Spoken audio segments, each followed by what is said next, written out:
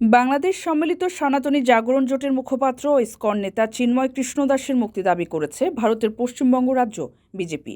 এমনকি তাকে মুক্তি না দিলে বাংলাদেশ সীমান্ত সনাতনীরা অবরোধ করবে বলে হুমকি দিয়েছেন রাজ্যটির বিরোধী দলনেতা শুভেন্দু অধিকারী। একই সঙ্গে কলকাতার বাংলাদেশ ডেপুটি হাইকমিশনের সামনে বিক্ষোভেরও হুমকি দিয়েছেন তিনি।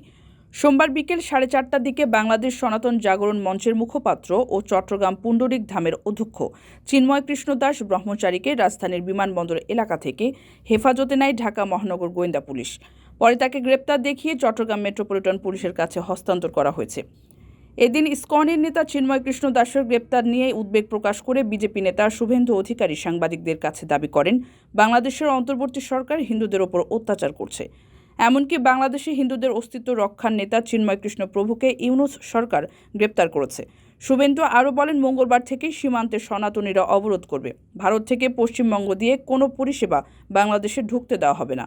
একই সঙ্গে কলকাতায় অবস্থিত বাংলাদেশের ডেপুটি হাইকমিশনারের অফিসও টানা ঘেরা অবস্থানের হুঁশিয়ারি দিয়েছেন পশ্চিমবঙ্গ রাজ্যের এই বিরোধী দলনেতা। মূলত বাংলাদেশ সনাতন জাগরণ মঞ্চ গত 25 অক্টোবর চট্টগ্রামে সমাবেশ করে। চিন্ময় কৃষ্ণ দাস এই মঞ্চেরও মুখপাত্র। ওই সমাবেশের পরপরই চিন্ময় কৃষ্ণ দাসের বিরুদ্ধে জাতীয় পতাকা অবমাননার অভিযোগ ওঠে।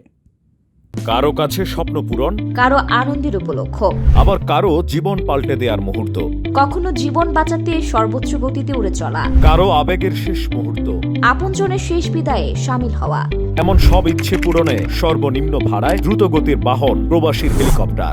আপনার প্রয়োজনে যোগাযোগ করুন আমাদের হটলাইনে।